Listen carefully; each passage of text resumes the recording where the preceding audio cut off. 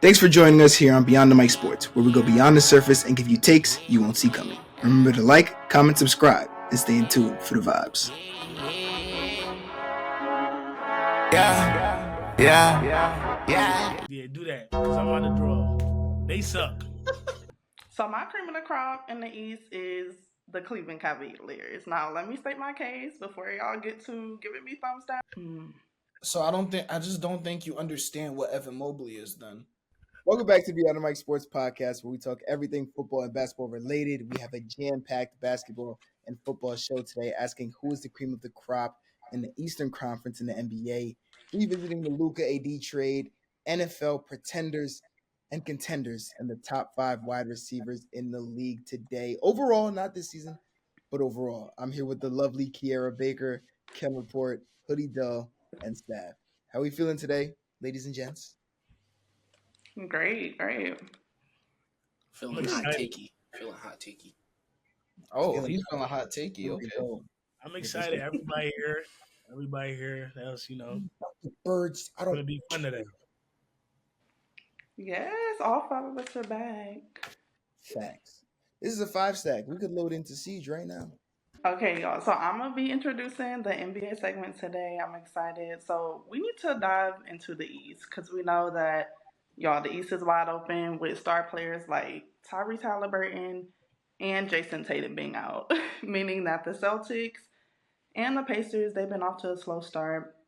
Not an expected start that we would see with, the star players being there. So I just want to get into it and let's talk about the cream of the crops in the Eastern Conference. So whoever wants to take it away, get to it. Yo, notice how she said Tyrese Halliburton, by the way, in case we forgot. It was interesting. Staff kid. Wait, what is your point? Why'd you bring up Hallie? I mean, they got to watch last episode to understand what we're talking about. You know what I mean? So I don't even want to. Tyrese Halliburton. That's all I'm gonna say. Speaking of Tyrese Maxey, that means I'll kick it off. Speaking of Tyrese Maxey, I'll kick it off. My cream of the crop, the Philadelphia 76ers, with Tyrese Maxey averaging 33 points and 8 assists on 47% shooting. 8 assists. 8 assists. 8 assists, Derek. 8 assists. 8 assists. Good. It's good. I like it. 33 and 8, 47% shooting. And we see him take that step last year. So for him to continue that step and really keep pushing and striving is amazing. But then let me jump into the other guys. You got VJ. And VJ is so far, you can say Dylan Harper, but so far he's one of the most outstanding rookies. You still have Jared McCain to come back, but it really leads me into a deeper point of Embiid and Paul George. And I feel like if those guys being not healthy is really hurting this team. Like if they were healthy, I genuinely feel like this team is you could say they're a top 3 team in the East this season. But regardless of this saying, they're still doing really well, even with those injuries, even with those day-to-day players, and they're definitely one of the cream of the crops. I don't know. I feel like with the Sixers though, I'm a little worried about how it's gonna look incorporating Paul George back into the mix because what they got going on right now is fire. Kelly Oubre is hooping and nobody's talking about it. Quentin Grimes has been wilding. They have so much guards there, and what they're doing at the center position, they just got a rim runner and Drummond and Bona. Obviously, you still have Embiid, but I feel like it looks better without Embiid when you can just run through the young guards and just have that team running and flying. That's where I want the Sixers to be in. It even looks good without Paul George. So I'm super high on the Sixers too, dog. Paul George in the big 2025. And I'm going to leave it at that. But it's like you can give you a little 15 a game, no? How many shots? I said a while ago, I actually feel like Embiid and Paul George are actually holding them back with their contracts. Same. But I also don't like to talk about trading Embiid. I was a goer for that early on, like last year, but he's starting to find his rhythm. He's still going to be off because he's coming back from a gruesome injury. It's going to take him some time to really get back in the rhythm. But Joel Embiid is an MVP MVP caliber type of player. Like, we all know who he is. So when he gets back in the flow, I do understand why he's on a minute restriction, but the time that he's been able to produce, especially these last couple of games you've seen. He had a 30-piece. He just came off a 20-point game. So I don't necessarily think you should trade Embiid. I think that the more time he plays, especially come playoff time, once they get all their pieces back, he's going to go to another level because he'll be playing more minutes in the playoffs. So I do like this guard situation, especially with VJ coming into the mix. But we can't forget who Joel is. Like, I just feel like everybody has forgotten who he is as a player, even though he is injury prone. But if he can stay healthy this season and continue to ride this minute restriction and then come back fully healthy in the playoffs and give them that push, I think they'll be good. But I don't think Paul George is going to fit well when he comes back, though. I do agree with you. Kenny? I don't know. What y'all think? Do y'all think Joel should be traded? I don't know if we ever see a fully healthy Joel Embiid again. I'll be honest. I mean, to be honest, the most like valuable thing in a player is how much you can play. To me, like regardless of your skill set or whatever, not playing games hurts us. Like at the end of the day, why are you timing out? So, Clippers. Explain that No, they to me hooping. now. Cool. I'm glad with it. Okay, cool. Wait, they're hooping? Cool. No, cool. I just wanted to make sure that it was fluid. My cream of the crop team, the New York Knicks. I think the New York Knicks are one of the best teams in the Eastern Conference. The only thing that may be holding them back is Karl Anthony Towns on the offensive end. Hear me out. Pause. Listen. Jalen Brunson, 27, 3 and 6. That is perfect. Cat, 20 and 13. Although it is not bad, he's only shooting 43% from the field and 32% from three. If he gets to 24, a consistent 24, like I can book you for 24, they might be something. They're top 3 in free throw percentage, which is what I expect. Second in threes made.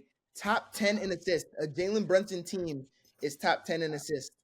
They protect the ball, being top 3 in turnovers, meaning they're top 3 and they don't turn the ball over, averaging 10 turnovers a game. So when you really think about it, especially in the Eastern Conference where you don't have to play fast, no team is really going to play fast. You have a ball-dominant player in Jalen Brunson. You have a great number 2, and you have a good number 3 in OG Anunoby, Paul Bridges. I think it's going to be good. I think the Knicks. Why did you look like that, Staph? Because that's not true. When Embiid is not playing with the Sixers, them boys be running. Tyrese Maxey got them boys be running. That's not true. You're right. I'm gonna have to agree with Staph because the Heat also run in transition as well. The Heat run. Them boys be running. The Pacers run too without Halliburton. Yep. I was literally about to say I'm gonna be honest. The Knicks might be the slowest team in the East. Okay. We have to. Okay. All right. So, Staph, that's just wrong now because I want to go back to Derrick's point and why you're so high on the Knicks. I also have the Knicks as my cream of the crop in the East. You talk about them being top 10 in assists. That's because this new coach they've got, Mike Brown, he's running a different type of offense than what Tibbs ran, and it's empowering more of these players. So it's not just Jalen Brunson eating. You have OG Anunoby averaging a career high probably right now. You have Mikal Bridges hooping and adding those buckets. But this new system that they're in, it took Cat a little bit to figure out at first. He talked about how he wasn't comfortable in that offense, but now he's finding his groove. And this offense is just so much more free-flowing, and I love watching the Knicks now. And the fact that you talked about the Knicks and you didn't bring up Mitchell Robinson, kind of hurts me, man. You know, because for all the Knicks fans watching this, I know how much I love Mitch Robinson. Let me tell y'all something. The dude played 17 minutes in one of his last games. He had a plus 40 in 17 minutes. I know what Mitch brings. That tells you. Bring it up. Mitch comes in the game and he's just getting his body on people. He's crashing the glass. He's getting offensive rebounds. He's setting screens, and that just the versatility, the line of versatility he can unlock for that team is wavy. It's swaggy. I love the Knicks, man. So my cream of the crop in the East is the Cleveland Cavaliers. Now, let me state my case before y'all get to giving me thumbs down. Kenny. All right, so in my opinion, I think that they have the most complete roster in the East. You got PG, Darius Garland, you got Donovan Mitchell at the shooting guard, you got DeAndre Hunter, then you have Jarrett Allen and Evan Mobley. I love their forwards, you know, Jarrett Allen and Evan Mobley. He's been stepping his game up. Evan Mobley, I love his game. He's a long forward. He's going to give you great production on the offensive end. But I think the X factor for this team is going to be DeAndre Hunter. I love the pickup that they brought to this team. He's a great two-way player. He can score on the offensive end and he can play defense. He can guard on both wings. He can guard multiple positions, all 5 positions. And I just think that was a great pickup for them because aside from Jarrett Allen and Evan Mobley, the defensive player of the year last year, DeAndre Hunter brought that spark on the defense, in my opinion. When you look at their team and you actually watch their games on the defensive end, he's locking up defenders. He's getting blocks every now and then, and he's a strong defender. So he's going to be the X factor. And then even on the offensive end, he's been playing lights out this season. He's averaging 18 points per game. And last year, when he came to the Cavs, he was only averaging 14 points per game. So he's going to be he's going to be the X factor, in my opinion. Darius Garland, he needs to step it up as well. Even though he's coming off injury, as time progresses, he will get better. And he was injured last year in the playoffs, so he wasn't even able to play the first 2 games against the Indiana Pacers in that second series for them. We all know that Donovan Mitchell, he's going to be him. He's having a career season this year. So I do think that once they get their whole team back, also Max Strus, he's injured. So once they holistically have all their pieces together, they'll definitely make a run. And I think they'll be with the best of the best in the East. I don't know. I love the Cavs, but I don't know. You could Dell. I know you know about this. I believed in them so much last season, and then playoffs came, and then guys were just down, and they didn't have their full roster. And I always want to bank in like people are healthy, but the reality is that you can't. And it was another like a second year in a row of them being unhealthy in the playoffs. So I need to see them fully healthy come playoff time. Yeah. But if they're fully healthy come playoff time, I think that they can defeat a New York Knicks team. Because let's be real, the New York Knicks too, they flop in the playoffs every year. Like they're a great regular season What team. you mean? They just took the Pacers to 6? No, they're a great regular season team. When it comes to playoffs, we've seen it in the past couple years. They cannot make it to the Western Conference Finals. This year is Western Conference Finals or bust for the Knicks. I don't care. The Knicks would have 3 of the top 4 players in that series. What? The Knicks would have 3 of the top 4 players in that series. So I just don't think you understand what Evan Mobley is then. I think they would have 3 of the top 4. You're saying and you don't want to say that? You can go 3 or 5. You can slide Mobley at the 4 spot. You can go 3 or 5. I understand that. You can slide Mobley at the 4 spot. Wait, so who are you saying is the 3? Wait, you think OG is better than? No. Brunson's the best player in the series. Donovan Mitchell's the second best player in the series. Karl Anthony Towns. You can go Mobley or OG, and then that's the 5 as well. I'm gonna slot Mobley in before OG. Okay, so like I said, he's 4. And then there's the gray area of OG, DG, and Mikal. There's no gray area. Wait, so we all agree that Karl Anthony Towns is better than Evan Mobley? Yes! Question 2. Yes! Because I might take Mobley before I take Cat. That's an argument. Personally. And it's just on the defensive end, I'm taking Mobley, but offensively, when we're talking about overall, though, I might take Mobley before Cat because it's like Mobley could give me that. He gives me the passing and the playmaking. I know Cat does too, but what Mobley brings on the defensive end is just far much better than what Cat can bring. The depoy. It might have been Mickey, but he is the depoy. Yeah.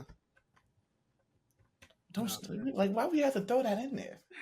There's a 65 gamer rule in place for a reason. Play the games, man. I'm just saying, but like that's true. Stop, go, bro. I can't even. Listen, my team is the Miami Heat. I ain't gonna lie. I'm gonna choose a dark horse. Y'all choosing the Sixers, the Kelly Knicks, Ware is really good. Cavs, right? Bam Adebayo is playing his best season. I said this before in previous podcasts. I said Bam Adebayo has to play great.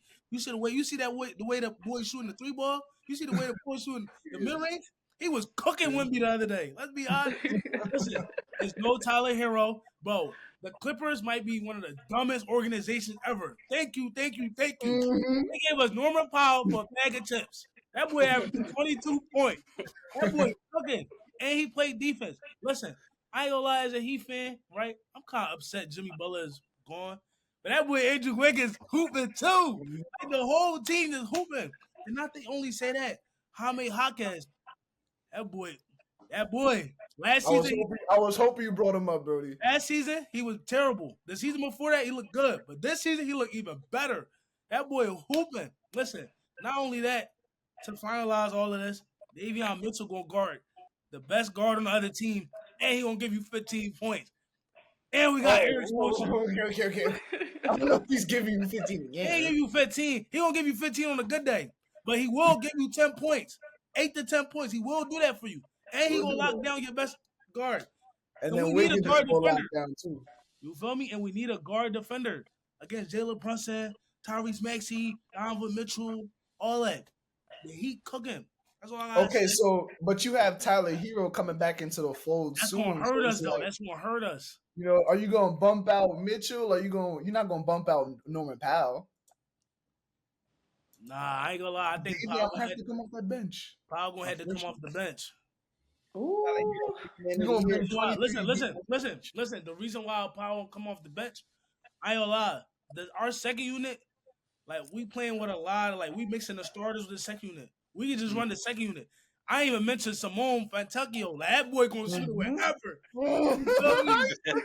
He gonna shoot it wherever. You feel me? I'm not gonna lie. I try to tell you. And Khalil Ware gonna come off the bench too. Or sometimes he gonna start depending on who he playing against. Khalil Ware is very good. He remind me of a lesser Evan Mobley. Lesser. Just because they're the same size don't mean he played defense too. He played defense. So this is defense, but he ain't there yet. He ain't there yet. Feel me? This is so interesting. I'm just really shocked that none of you guys said the Pistons. I'm just. No, it's funny because they are at the top of the East. They look good though. They look good. Kobe, Cade, and all that. Jalen Durant might be their second. Might be their. I wonder who said Durant was going to come into his own this year. Me. Who said that? I did. Me. I said it. You said they don't have it too. I said they have Duran. Uh-oh. Oh. You said Duran? I said Duran. I did. I'm just crystal ball though. Yeah, I just love how Kane has literally turned that whole organization around. Coming from having a losing record, people were flaming them online. I think they went on a 26, 28 losing game streak. I can't remember the exact number, but the fact that they went from poverty to being the number one team in the East and having a chance to make a case in the playoff and make an exceptional run, just kudos to Cade Cunningham and that whole coaching staff and them believing in this young core group. Also, Jaden Ivey, he hasn't even came back yet. He's another great guard for them that's going to come and give you production on the offensive end. And I love his game. He was a great player at Purdue. So when you have Jaden Ivey, I love Isaiah Stewart as their center. People don't talk about him enough. Beef stew. Yeah. People don't talk about him enough. He's a great center for them, alongside Jalen Duran, that too big. Dell. Double big. That's all kid with that. But yeah, they Pistons, they have a bright future for sure. I agree. No, yeah. Cade's looking crazy, bro, because superstar. It's another thing like what I was stressing about Wemby. Cade doesn't want to be one of the he wants to be one of the best players in the league. Like he wants to be top 5. He wants to be in that MVP conversation. He doesn't want to just win games. He doesn't want to win games and just average a bunch of points. He wants to impact winning, and that's what he's been doing. You know, like I was watching the Pistons and the Sixers, and in the fourth quarter, even though he only scored like 7 points in that fourth quarter, most of the quarter it was just him controlling the game. Like you throw two at me, you're gonna double team me. Okay, I'm gonna make the right read every single time, and it's gonna generate good offense. So like what Cade got going, and like you said, Jalen Duren is a walking double at this point. He's a beast. He's a force, and I really see Isaiah Stewart, a lot of Isaiah Stewart in him because I'm seeing Jalen Duren want to bully people and be that enforcer that, yo, no, I'm not going for that. He's gonna pick a fight. Asar Thompson's gonna pick a fight. Ron Holland's gonna pick a fight. They just got a bunch of dogs up in Detroit right now. So I'm super happy for what Detroit has done with this turnaround, and I'm hoping they keep hooping. You know what this duo remind me of? How Cade is turning Jalen Duren to just a better scorer. Who you gonna say Nash? James Harden and Clint Capella, 2015, 2016. Okay. You feel me? Y'all remember how Clint Capella was playing when he was playing with Harden? There's just no way you just compared Cade Cunningham. Oh, no, you're not getting what I'm saying. He's not comparing. You're not getting what I'm saying. I get what you're saying, Staph. You ignoring what I'm saying right now. I heard Harden and Cade, Harden, and Cade I saw Cunningham. red. Oh, and you don't think Cade could reach a Harden level? That's kind of high. You remember that what Harden was doing? You guys are trying to give me poop on the kid. I got to be getting. He's not the scorer, but he's still the playmaking is there. The generation of James Harden is. Bro, I'm generating offense and running the team. That's not what I asked you, Kenny. It's not what I asked you, Kenny. Bro. I didn't ask you what he was doing. I said, is he doing it to the level of James Harden? How old is he, bro? There's literally still another level that he can reach. What are we talking about? He's not even playmaking to the level of James Harden like today. And you're five then. What are you talking about? If you don't think Cade is like, okay, the assist numbers aren't there for you? No, bro. First of all, Harden's gonna get 8 assists sleepwalking. Okay, so Cade Cunningham isn't gonna get 8 assists sleepwalking? That's without the gravity. That is without the gravity that he's controlling the pace. James Harden, the playmaking of James Harden and Cade Cunningham. I'm not trying to say Cade's not a great playmaker, but James Harden has been a top 10 damn near manipulator of the game of basketball of all time. It just looks really different. Okay, so, and then Cade Cunningham is a top 3 playmaker in the game right now. So what does that mean? What does that have to do for anything? Oh, I don't like that at all. Cade Cunningham is a top 3 playmaker in the league right now. No, I don't like that at all. Name me the guys that are better than him. Tyrese Halliburton. He's not playing. Stop mentioning him, bro. I'm not letting you pull. He's not playing. Tyrese Halliburton is just literally not playing. He literally is. Okay, Shea. And if you think Shea is a better playmaker than Cade Cunningham, that's where you're fried, and I don't need to have a conversation with you anymore. Now, what are you talking about? All of it. It's not just this number. I'm not gonna lie. Shea, I feel like Shea, in my opinion, he doesn't make his teammates better. He's not a player where he's gonna make his teammates better. Cade, on the other hand, I want to be with that. I'm not gonna lie. No. Cade, on the other hand, he's going to dish out assists. He's gonna make plays for his teammates. Jalen Duren, Isaiah Stewart. He's going, like you said, he's averaging 8 assists, and that's gonna go up. That number is going to rise. I also didn't say Trae Young or James Harden, so I'm pushing 5 at least now. I'm just like. I don't want to get into the top 3, top 5. Great, Cade Cunningham is a great playmaker. He's great. He's great. I didn't say he wasn't. Y'all start talking about James Harden and creep in James Harden. Yo, we got all our cream of the crops, right? Yes. Next one. Let's go. Yeah. Let's move on to a different subject. Now we're gonna move it on to the West. Let's talk about the Dallas Mavericks. Things are not looking too good for them. They haven't had a great start to the season. After AD going down on October 29th, he's already missed 6 games so far. Also, Kyrie Irving being out with the ACL injury. We still don't know when his expected date is for him to return. Dante Exum also hasn't made an appearance. And Klay Thompson, he got benched 2 games ago for PJ Washington. So we know that the Mavericks haven't had a great start. They're 14 in the West with a 3-7 record. So what can we say about this Dallas Mavericks team, y'all?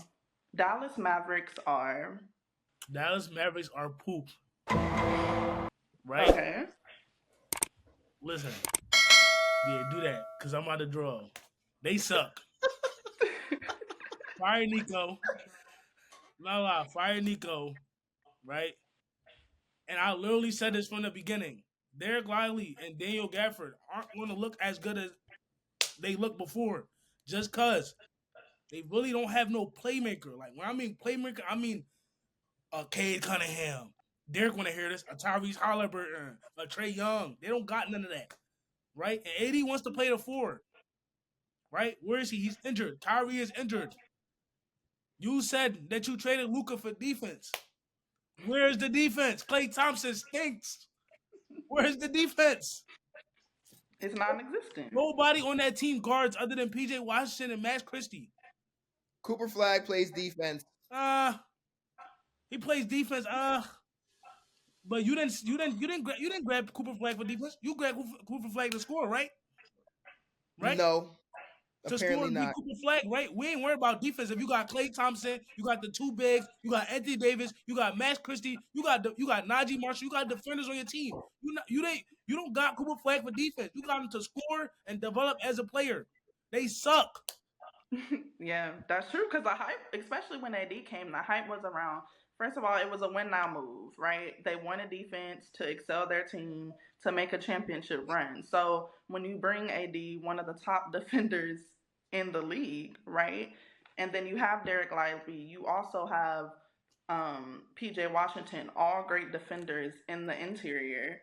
So the hype around this team was we have a front court that can defend, that can alter shots, that can block shots, and that can, rearrange the offense's shot making ability.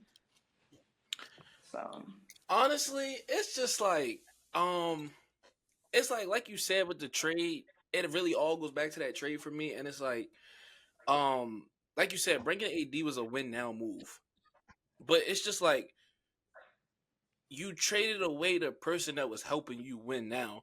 We went to the conference finals with Luka. Like, Luka was taking us there. And it's like you trade him away and you go get defense. And it's like, even when the trade happened, I genuinely never liked the trade. I said they lost the trade.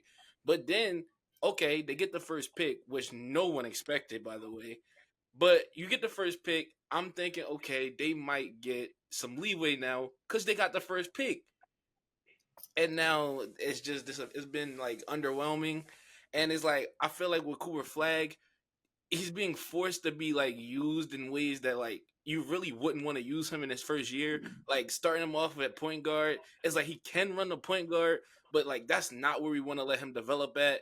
It's like now we're just like forcing things, and it's like I really do. You got to look at Nico, and you got to put his job on the hot seat because it's like it also goes back to things like, oh, he let Jalen Brunson walk.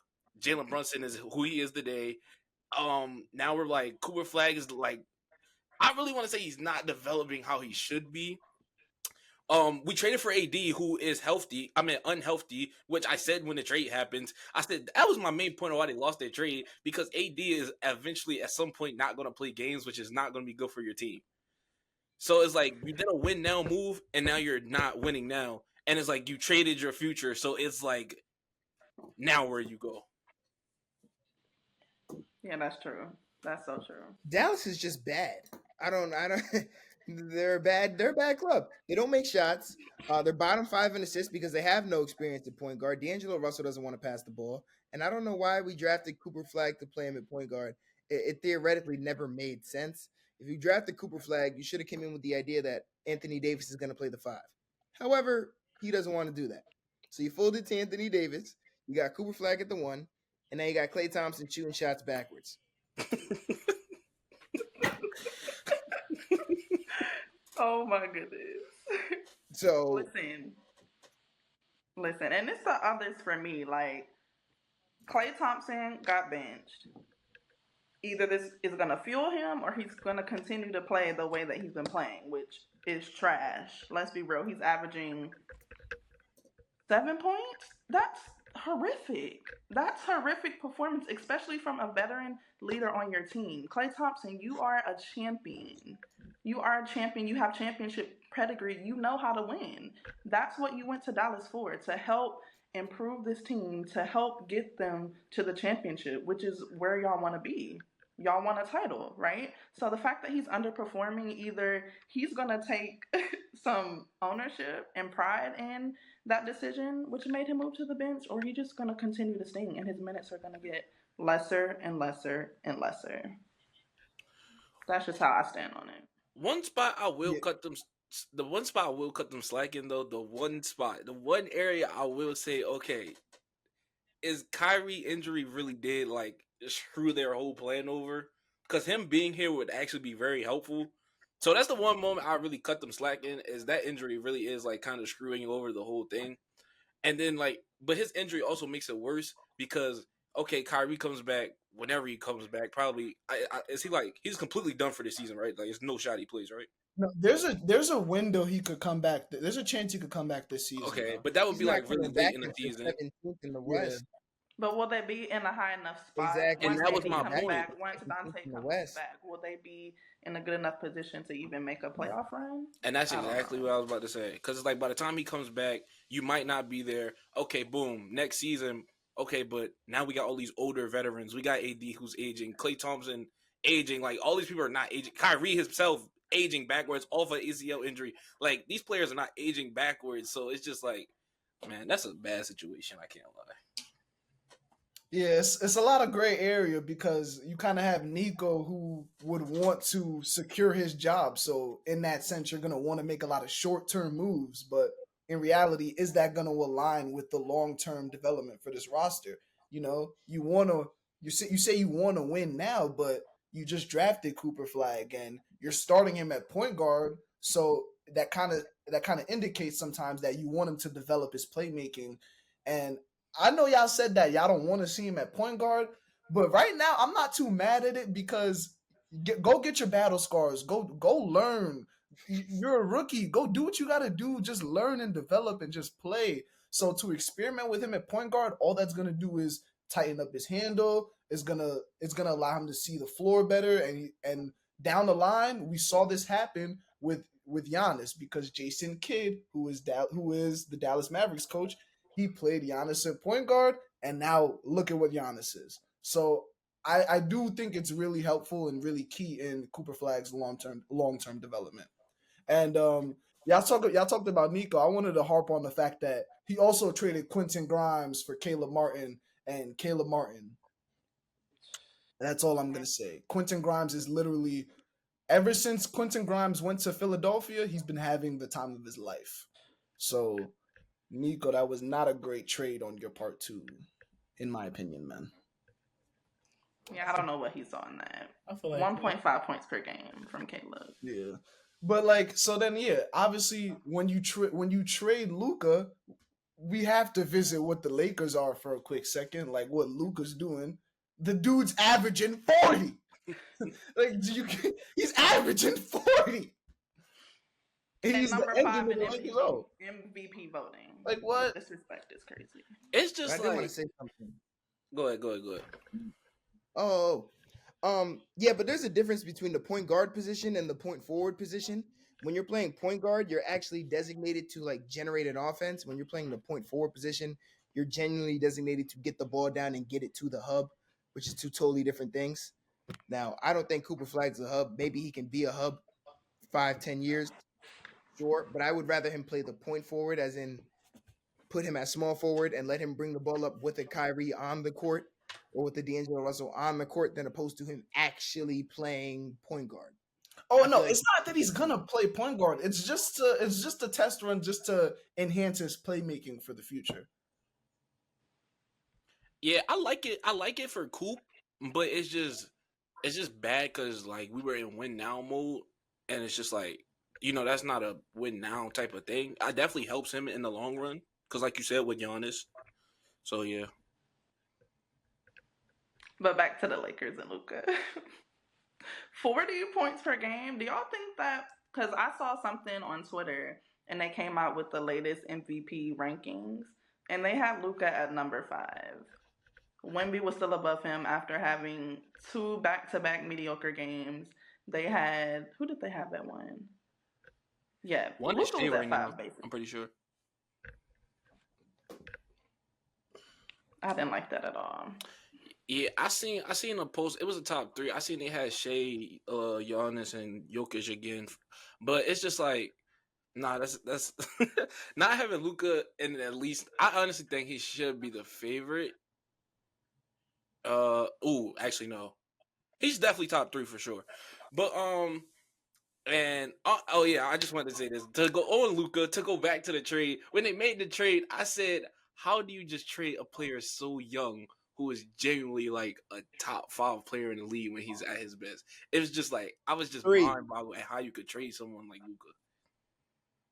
Top 3. Yeah, I said top 5 just to be like, so like you can't like, really argue against it, but you can even go higher with it. It's just like, how do you trade a player so young, so good, who took you to the conference finals? Like, I just can't get it. Yeah, Last that thing. will forever be one of the craziest trades in NBA history. Love Last Luka, thing man. before y'all move. To this date, it's the craziest. It is the craziest. Yeah. It Nah, is. you said 3, and you agree with me, and I'm just curious. Like, so let me see that. What's the 3? I'm just curious, and then we could go. I'm not even gonna say nothing back. I just want to hear it. Like the top 3 players? Yeah, I want to see what's the size. Said 3 too. I know my 3. I'm just curious what he was saying. If Luka at his best, top 3. Yeah, I'm just curious. Oh, it's Jokic, Giannis, and Luka. Okay, cool. I'm making sure we were all in agreement. Yeah. All right. But remember, last episode you said only Giannis and Jokic was better than Wemby. I was wrong. Yeah. I was wrong. Yeah. Put the hand up. I was wrong. Wrong for sure. I look-y just, all right, now that we said the names, I thought about it, and that top 3 was kind of crazy. Really, what's up with the face? Like, Yo, because I don't care what happens. Is he gonna say Shea better? He's the Shea reigning better. MVP. He's going He to. just want to chip. no, I'm talking about at they But when best. Jalen Hurts wins a ring, no. But when Jalen Hurts wins a ring, Difference. We're not what on happened? NFL. No. But when Jalen Hurts wins a ring, We're gonna get there, Derrick. what happened? What happened? No, I've been waiting for this, Dell. I've been waiting for this moment. I've been waiting for Kenny to say that. When Jalen Hurts wins a ring, what happened? He moved down. Shit crazy. I'm just wondering. Let me get to the NFL, please. Switching over to sports, going from the NBA to the NFL to the football land, America's sport. The first topic we're going to start with is contenders or pretenders. We have 3 teams specifically we're going to look at. 3 teams who have honestly been dominating, all have really good records. I'm pretty sure every team on this list has 2 losses. We have the Colts, the Broncos, and the Patriots. Do you guys believe they are contenders or pretenders? Okay, I'm gonna start with the contender. I'm gonna talk about the Colts. I know. All right, Daniel Jones is the quarterback. I know that's what everyone's issue is probably, and that's what's holding them back. But outside of that, is there an issue that you have with the Colts? Outside of Daniel Jones being the quarterback? Not Right? one. So Not Daniel one. Jones has been Not one. Daniel Jones has been hooping all year long, and like I'm not gonna say that. He's not been playing at an MVP level because Jonathan Taylor is the offensive player of the year to this point. You also have offensive rookie of the year Tyler Warren, who is just a do-it-all tight end. We saw what he did at Penn State, and so I'm not surprised that he's doing this in the NFL. You have Michael Pittman Jr., who's gonna do the dirty work in your short and intermediate. You have Alec Pierce, who's going to, I could just throw it up to him in double coverage. He's going to come down with it. You also have Josh Downs. He's a route technician. So this offense is just so complete because now we can shift over to Jonathan Taylor, who has 15 touchdowns in 5 games. 5 games with 3 touchdowns, dog. Like, the fact that you could just say, okay, hand the ball off to him, he's going to be our workhorse. Why? Because this is the best offensive line in the damn league. They've been working and mauling people all year long. So now we get Sauce on the defensive end. We have Kenny Moore in the slot. We have Travarius Ward coming back from IR. We have Cam Bynum and Nick Cross on the back end behind us. So this defense is complete.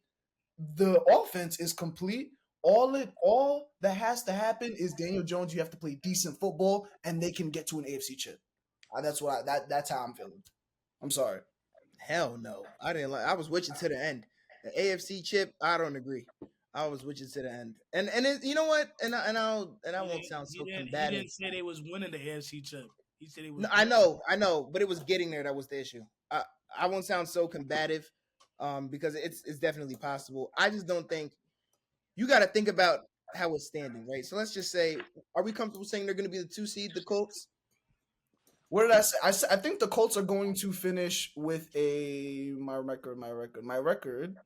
I said the Colts are going to finish 12-5, and they're going to rest guys in Week 18 against the Texans. So let's just say they're the 1 or 2 seed. I think that's fair. Is that fair, everybody? I think it's pretty fair. Okay, cool. So that means they could possibly run into Mahomes. They ain't beating him. I don't see a world where Patriots I put my or the whole Colts beat Mahomes first week in the playoffs. So whoever draws the shit end of the stick in that regard, I think will lose. But I agree with everything else you said. I actually really do like the Colts. I think they're playing very good. I think JT is having a Saquon-esque season. He's playing really good. They do have the best O-line in the NFL. I'm glad that you called that out. They also have the best play caller in the NFL. Oh, yes. I missed the point. Thank you. Damn it. I don't even think it's close. They have the best play caller in the NFL. Their defense is really good. They made a trade for Sauce Gardner. I mean, it's going to come down to the point, though. Daniel Jones, unless Anthony Richardson, they give him another try, has to work out for them. And I'm saying not even, and I'm looking big picture because you traded 2 first-round picks. So it's not just a this year thing. Like next year, you have to be good as well. The year after that, you have to be good as well. Yeah. So I think they really brought all into not just now, but like a 3 to 5 year plan of, all right, Daniel Jones, off of a couple games, which leaves me to be hesitant.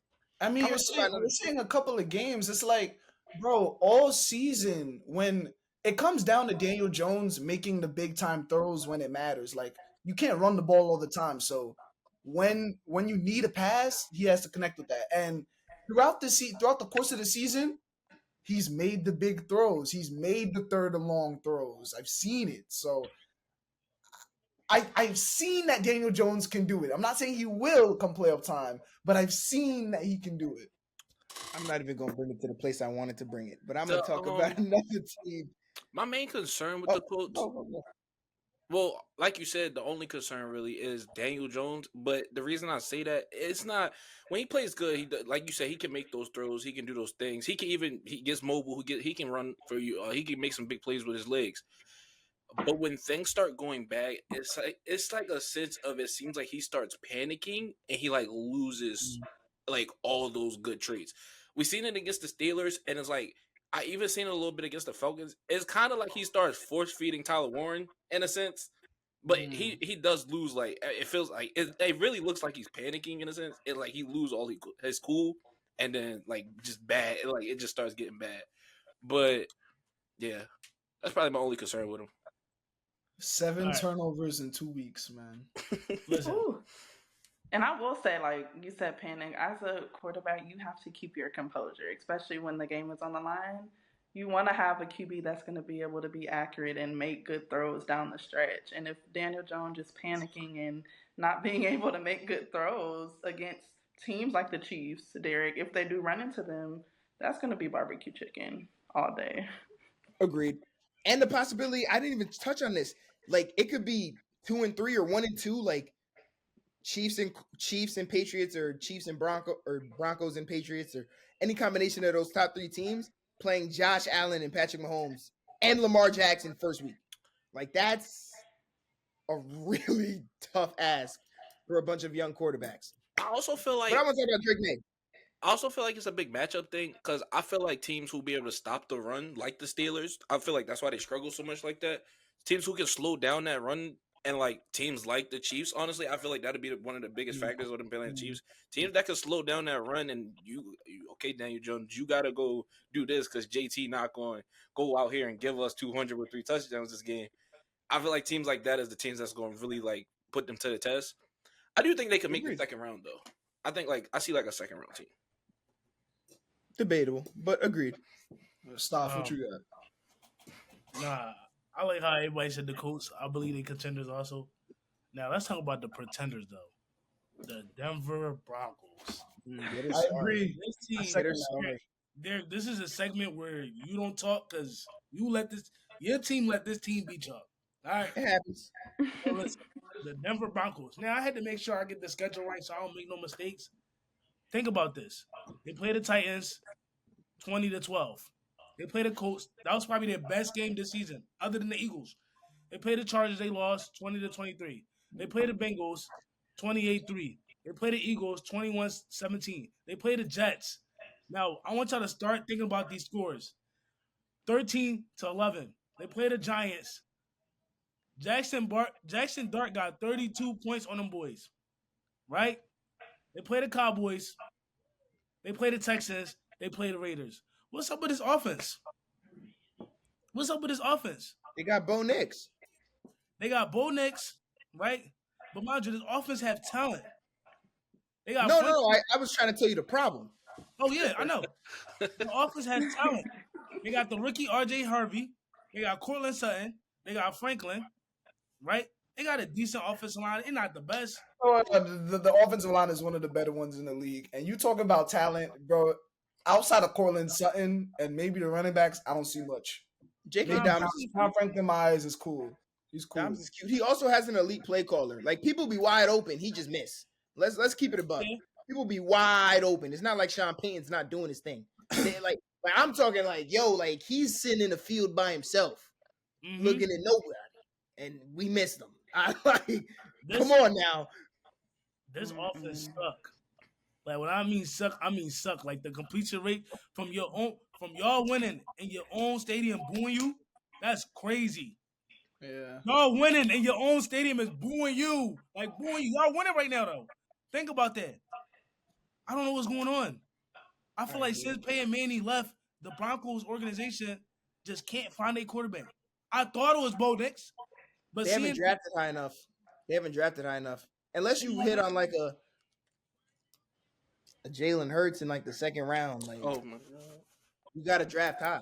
No, but that's not like, unless you hit on Brock Purdy's, Tom Brady's, Jalen Hurts, you got to draft high. That's not even like a Jalen Hurts thing. That's just a general He was a second draft a quarterback high, bro. If he's not top 17, like you kind of wasted a pick. Like you got to draft a quarterback high. My personal opinion. They suck though. Those are my pretenders. I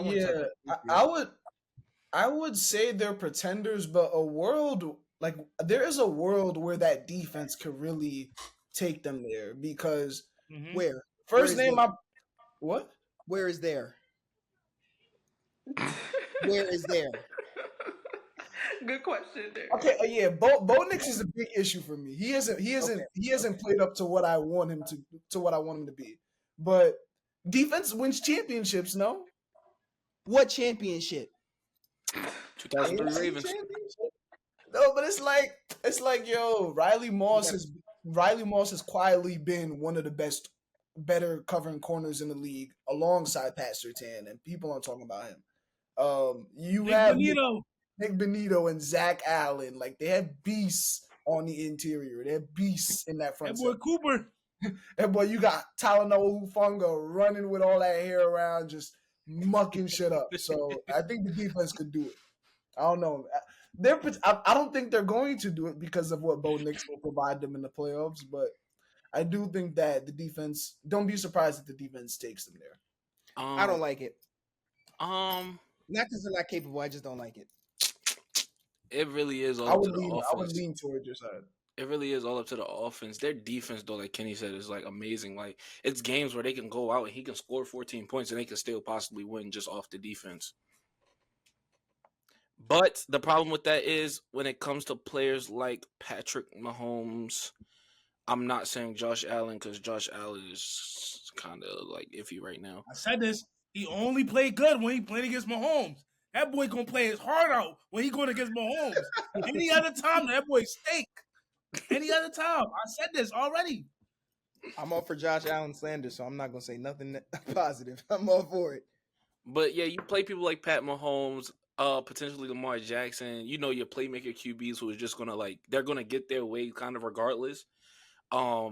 It's like okay, your defense can only really do oh so much. So okay, that offense has to show up at some point. Oh, I get that. I don't unfortunately. They can bounce first round.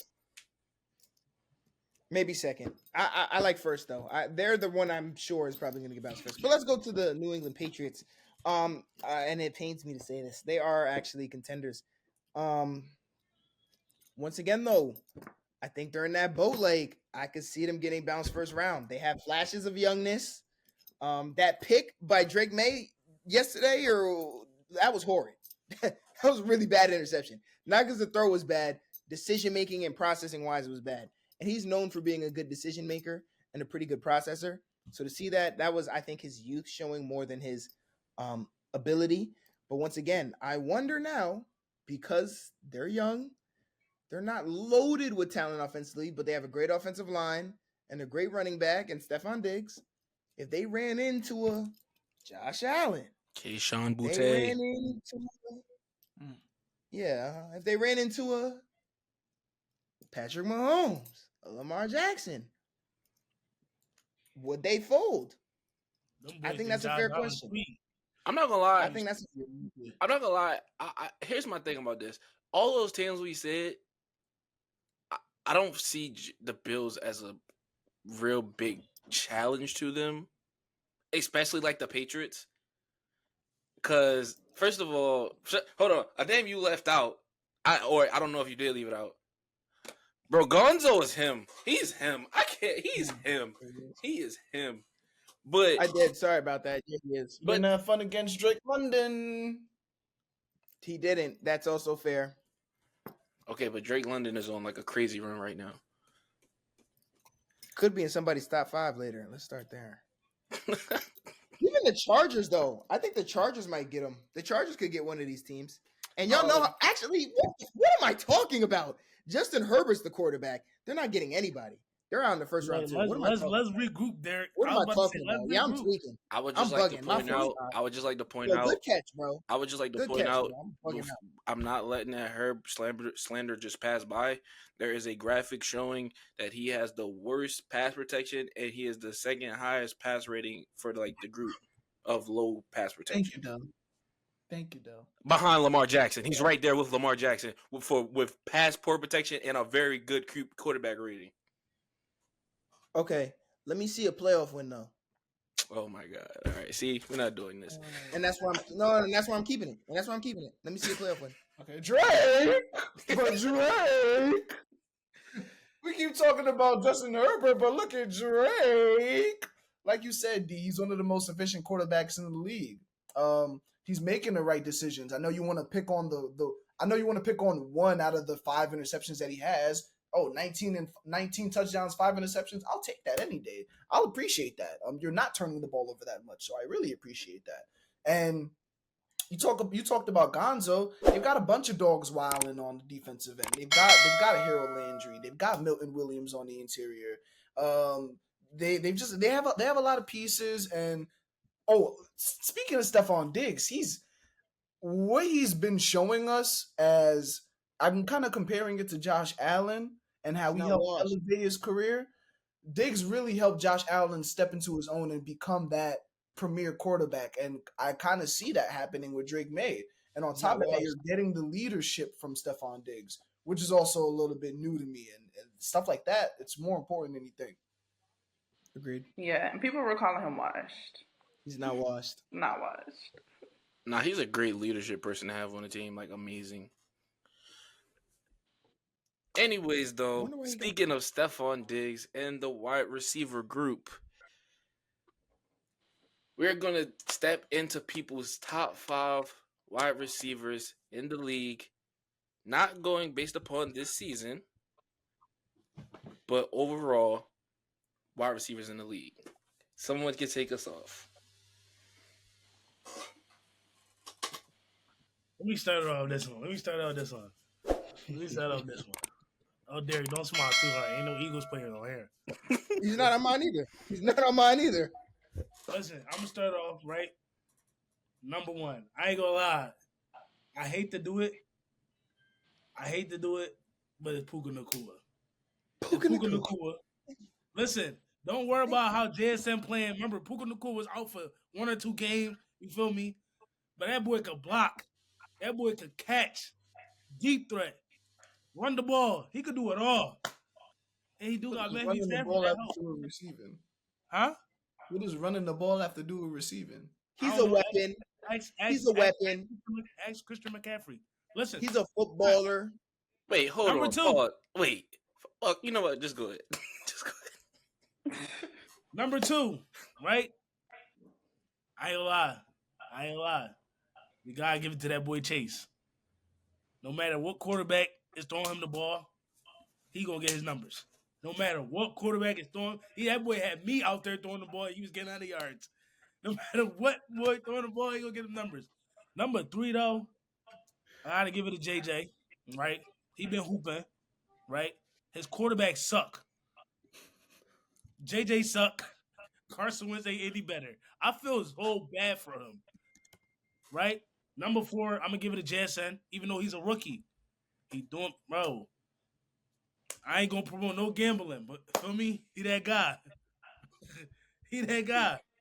He that guy. I'm gonna tell you this now. He gonna give you more than 80 yards every single game.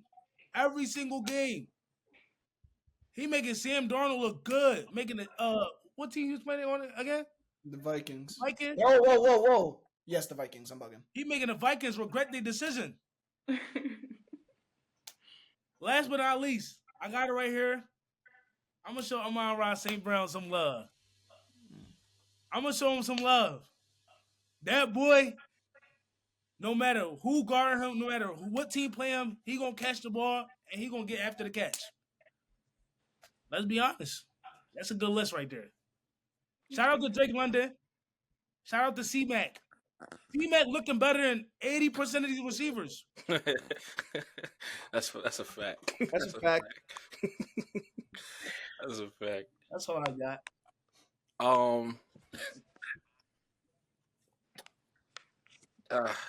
Go ahead, Derek.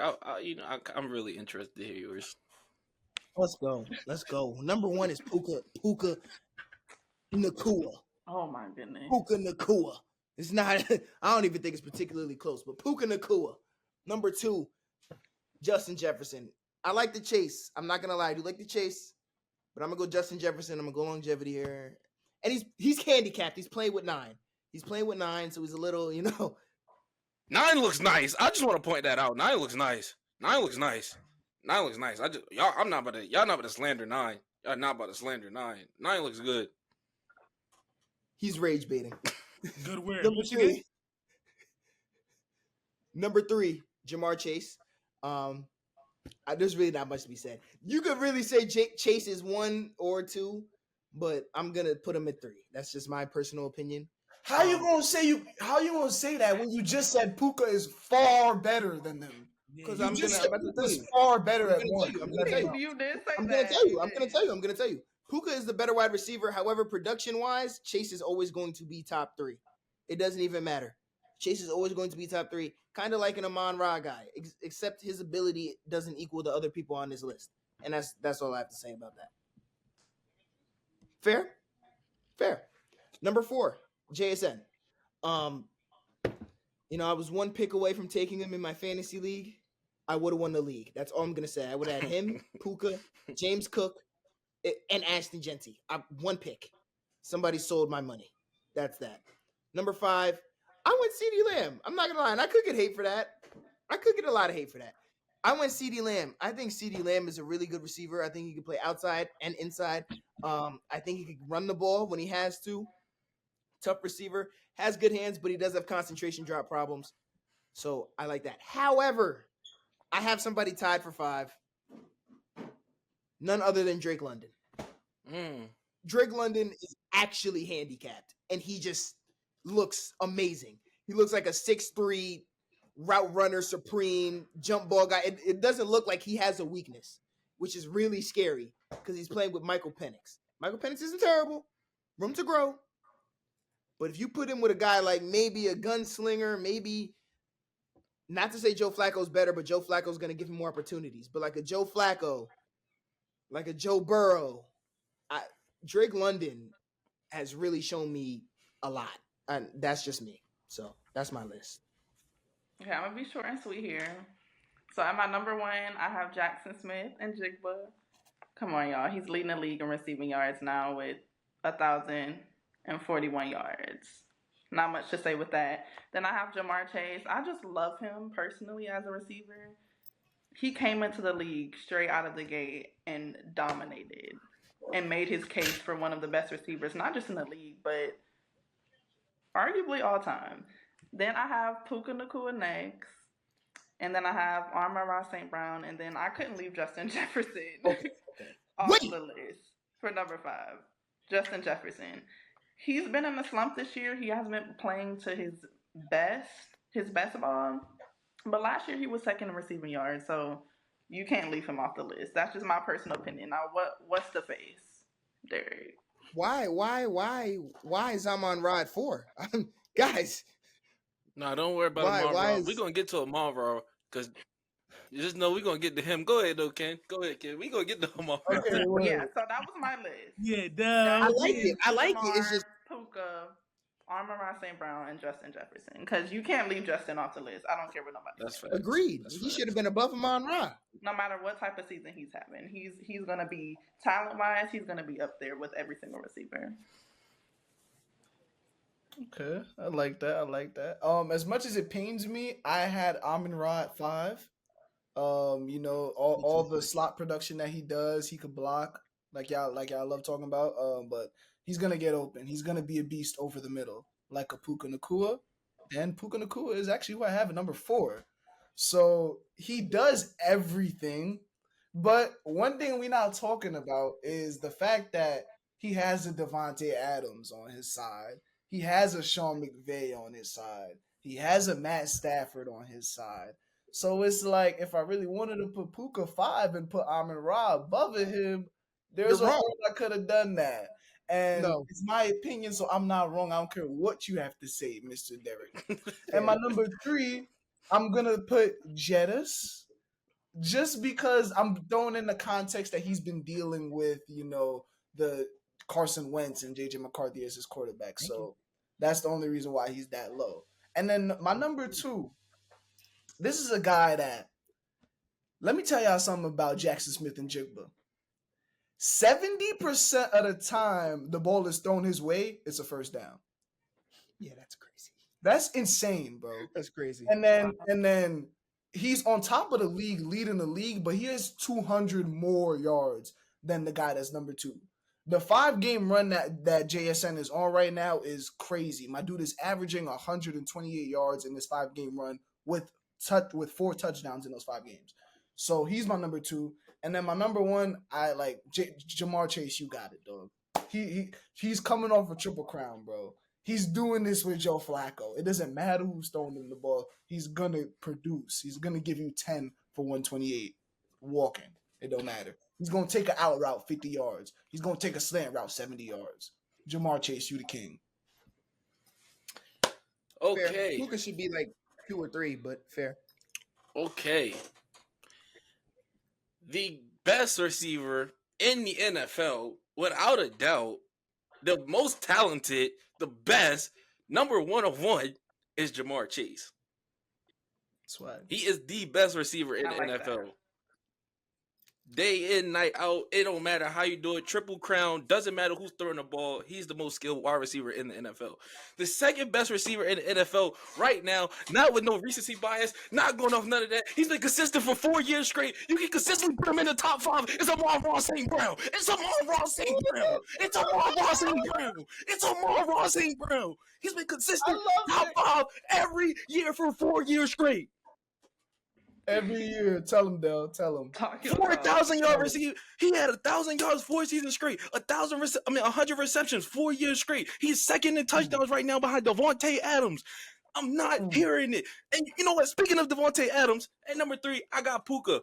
Puka is an amazing wide receiver. I love his hands. I love everything about him. He's a gadget. He has Matthew Stafford. Matthew Stafford has produced Calvin Johnson numbers. He does Puka's numbers. He does Cooper Kupp's numbers. I'm not saying he makes them, but he makes their life easier. The best 2 wide receiver seasons we ever seen both had Matthew Stafford at quarterback. Who's throwing the Puka? Matthew Stafford. Devontae Adams is leading the NFL in touchdowns. We're not about to just sit there and say Puka's. Oh, and then Puka has a couple of games. Oh, Puka's the best wide receiver. No, I'm not doing it. He's number 3. Number 4 is Justin Jefferson. Because like y'all said, he's doing a little bad. Got his quarterback. JJ looks cool to me. It was really Carson Wentz. But JJ, he doesn't look like absolutely horrible. He looks decent. Develop him a little bit. He could be something. And number 5, I put him at number 5 because he's killing. He's the best wide receiver he's the best wide receiver in the season, like right now, going off this season. But he still gotta keep going for me to put him over those other guys, because those other guys are straight dogs. 4 seasons straight. Jamar Chase, Triple Crown, they're straight dogs. But number 5 is JSN. Swag. I like the list, yo. I like the list. D, you been quiet, G. Good. Good list. Yeah, he had a Mon-Ra too. I was done after that. I didn't. He was wrong. He was wrong. What happened? You can't just say he's wrong. I actually want to go back to what you said, because when you were talking about He's wrong. who's the wide receiver? Staph said. He said who did you say? Oh, he said Jackson isn't Jeff. You was talking about running. You called him a gadget. You called him a weapon. That's what you said when he was talking about JSN running the ball. All Marlon St. Brown is a gadget and a weapon. I don't care where he lines up. He runs route. He gets open and he scores touchdowns. He scores touchdowns for the Detroit Lions at one of the best rates. 6 is important. That's how you win games. Weapon. And he's been a weapon. He's gonna stay a weapon. Mic drop. 6 is important. That's how you win games. So I have multiple things to say, actually. I'm going to get to that 6 is important after.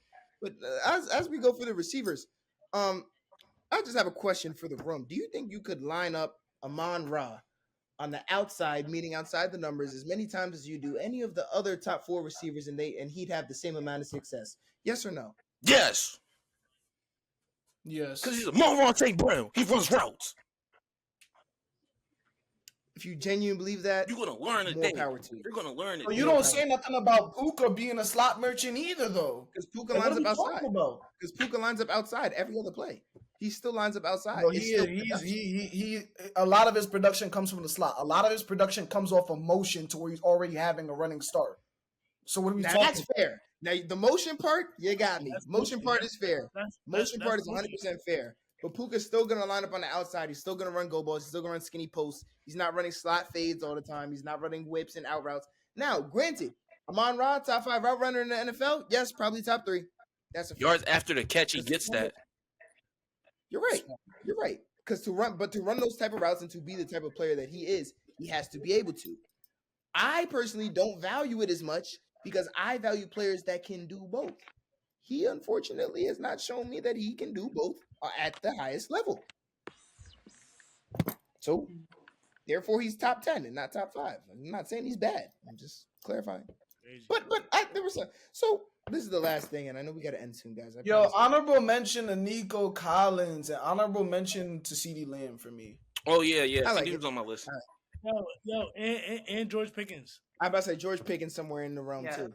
No, I can't talk about him for top 5. I don't know about that one, but yeah, CD. Bro, low key. So we just said Devontae Adams? No. Not necessarily. He's a big red zone threat. He's doing a lot of the X and Y stuff. That being X and Y receiver stuff. He lines up at the X. Puka lines up at the Y a lot. Yeah, I just like the way Matt Stafford just finds them. I just love it. I just love the way Matt Stafford just finds them though. Like he knows his wide receivers and he gets them the ball. I love that. I love that about Matt Stafford. Yeah. It must be crazy when the wide receivers are open every play. It must be crazy. Puka run a route, the ball right here. The ball right here as soon as he turned his head. Wow, okay. Accuracy. Matthew Stafford's probably the MVP right now. Mm-hmm. Don't listen to that. But let's stay here. Whoa. He got 25 touchdowns and 2 interceptions. Whoa, Stafford is doing that. He's doing that. I said he's the MVP probably right now. I don't think you said that. I don't think you believe that though. No, I believe it. What do you mean? Sam Darnold. We could talk. You followed that up with probably. We could talk Sam Darnold. So that's giving uncertainty. Probably. I mean, they're gonna try to. Bro, you guys got to know how the NFL is. We're gonna try to boost Drake May. We're gonna try to boost Sam Darnold because it's cute. It's fire. It's demure. But realistically, bro, Drake May played okay yesterday. That's okay to say.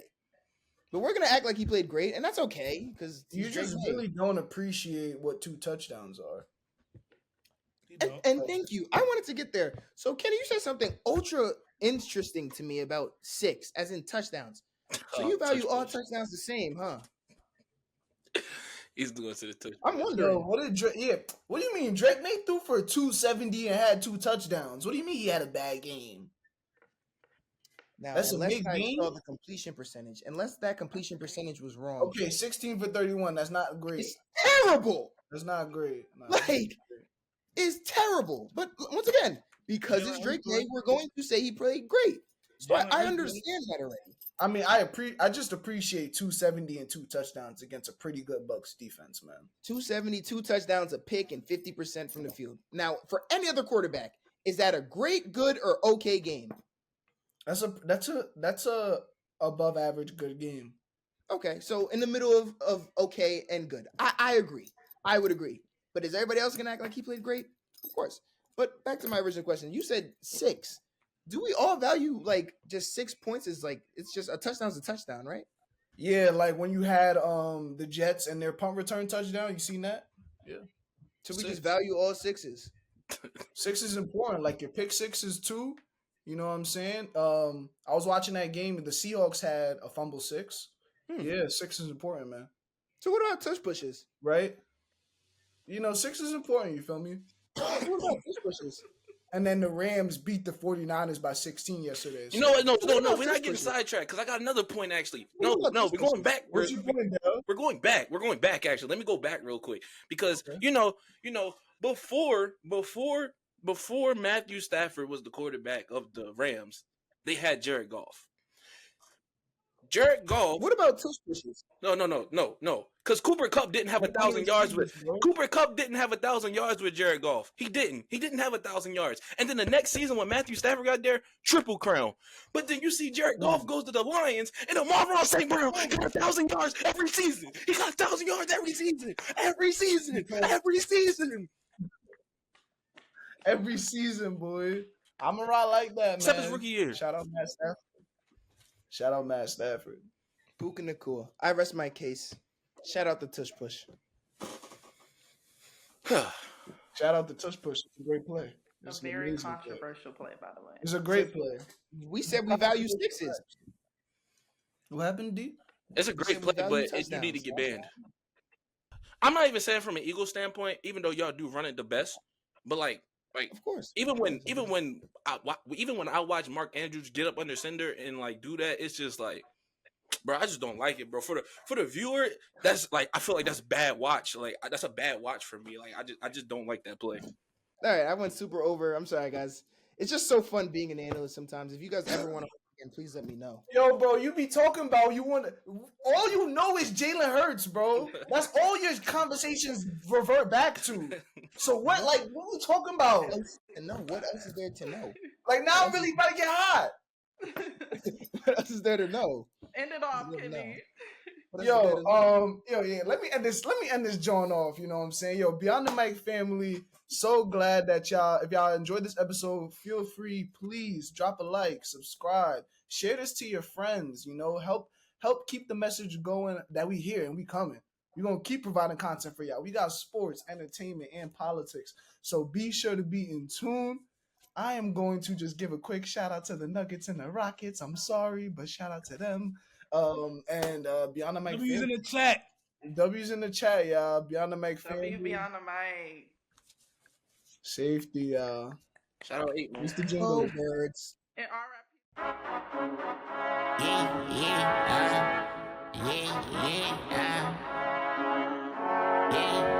Yeah.